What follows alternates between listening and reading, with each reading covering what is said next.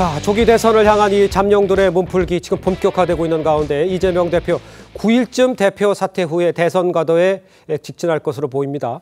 박찬대 원내대표의 권한대행 체제로 선거 준비에 도입할 거라 이런 전망도 나오고 있는데 일단 송국권 본부장께서 보시기에는 민주당의 대선 준비는 이미 준비가 돼 있고 그다음에 굉장히 박차를 가해서 가는 상황이라고 봐야 되죠. 일단 그 탄핵 정국에 들어가서 윤석열 대통령 직무 정지가 되고 조기 대선 가능성이 거론됐을 때부터 사실상 민주당 특히 이재명 대표는 사실상 대선 행보를 걸었죠. 대선 행보를 걸으면서 또 어떤 사법 위기도 지금 하나 큰 고비는 벗어났지 않습니까? 벗어나서 그 선거법 2심에서 무죄를 받았는데 과연 이제 60일 안에 어떤 또 변수가 생길 것인지 그거를 생각을 해보면은 매우 공교로운데 지금 조기 대선이 6월 3일로 예정이 되잖아요. 그렇습니다. 그런데 6월 3일이 어떤 날이냐면 이재명 대표 위정교사 결심 나오는 날이에요. 그러니까 구형이 나오는 날입니다. 그렇죠. 지금 일정대로 하면은 그러면 그 사이에 또 위정교사 재판도 있어야 되는 것이고 그 결심이 나오려면은 그러니까 이재명 대표는 대선 행보와 재판 일정을 같이 몰고 가는 그런 상황이 된 것이죠. 그래서 이것이 앞으로 어떤 변수로 작용을 할 것인가. 특히 민주당 경선 과정에서 저는 이 문제가 불거져야 된다고 봅니다. 불거져야 된다. 왜 그러냐면 만약에 이 상태에서 그대로 대선이 진행이 되고 이재명 대표가 후보가 되고 이재명 대표가 집권을 하게 되면은 그때부터 다시 큰 혼란이 올 수가 있거든요. 그때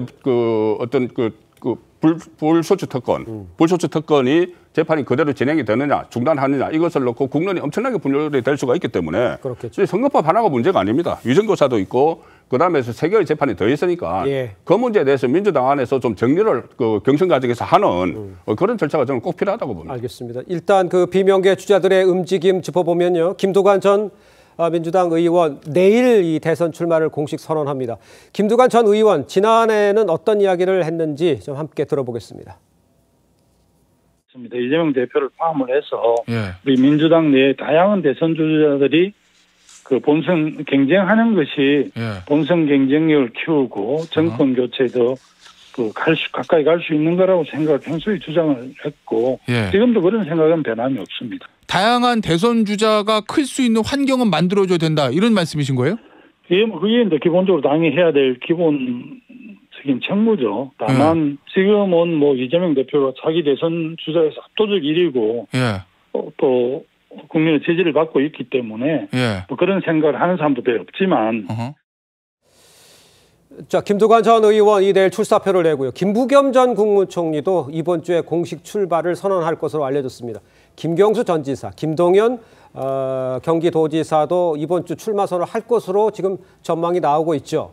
그러니까 비명계가 이제 이재명 대표를 향해서 견제구를 던지고 이 독주 체제가 흔들릴 수 있을 것 같으냐, 부정적인 시각을 보는 사람들도 많은데 성진 부의장 여러 명이 나와서 경쟁하는 건 좋을 것 같지만 현실적으로는 어떤 의미가 있는 겁니까 그러면? 현실적으로 보니까 이재명 대표를 이기기는 상당히 어려워 보이죠. 뒤집을 모멘텀이 있어 보이지는 않는데 그럼에도 불구하고 저는 비명계 주자들이 대선에 적극적으로 경선에 나서는 것이 매우 중요하다고 생각합니다. 왜냐하면 2017년, 2022년 다 대선을 떠올려 보면 2022년 때 0.73% 차이로 윤석열 후보가 이기지 않았습니까? 그런 것처럼 이번에 탄핵 정국이 하더라도 워낙 양극단으로 지금 분열되어 있기 때문에 보수가 지금은 좀 지지율이나 이런 것들이 잘 안 나올지 모르겠습니다만 후보가 한 명 정해지면 보수는 또 결집할 가능성이 매우 높거든요. 그렇게 되면은 아주 근소한 차이의 결과가 나올 수도 있기 때문에 그렇다면은 민주당을 지지하는 분들 중 이재명 대표가 아닌 김동연 지사, 김부겸 전 총리 이런 분들을 지지해서 민주당을 지지하는 분들까지 투표장으로 본선의 동력으로 삼기 위해서는 이런 분들도 경선에 참여해서 본인들의 목소리를 내고 본인 이재명 대표가 더 다른 목소리를 내면서 그게 융합이 되는 모습을 보여주지 않는다면은 그분들이 본선 투표장까지 향할지는 알 수 없는 일이거든요. 그렇기 때문에 이분들이 적극적으로 나서 주시는 것이 민주당에게는 매우 중요한 일이다. 저는 그렇게 보고 있습니다. 알겠습니다. 근데 이런 상황에요. 조국 혁신당 압도적 정권 교체를 해서 오픈 프라이머리 그러니까 완전 국민 경선제 이거를 다시 제안을 했어요. 김부겸 전 총리도 조국 혁신당 이 제안 완전 국민 경선 새로운 질서의 열쇠가 될 수 있다 이렇게 말을 했는데 민주당에서는 글쎄 이런 반응이 있었다는 거 아닌데 어떻게 보십니까? 지금 대선 일정상 가능할까 싶기도 하고요. 이 정당 민주주의 원리상 이것을 당원에게 이 과정을 묻는 과정도 없이 곧바로 지도부나 의원들이 그런 선택을 하기도 쉽지 않습니다. 60일에 대선을 치러야 된다는 일정만 나와 있지 실제 선거 일정이 어떻게 진행될지도 모르고 그래 최소한 4월 30일까지는 당내 경선 일정이 마무리돼야 되는데 예. 여러 가지 당내 의사결정 과정도 있는 상황에서 지금 이 조국 혁 신당이 제안한 완전 그 국민 경선 오픈 프라이머리를 네. 같이 하기에는 일정상 일단 무리가 있고요. 민주당의 의사결정 과정에서도 그것을 지도부가 결단할 수 있는 문제도 아니라는 측면에서 보면 제안 자체로 의미는 있을 수 있지만 그게 현실적으로 받아들이기는 어렵다. 이런 분위기가 좀 전반적인 분위기인 것 같습니다.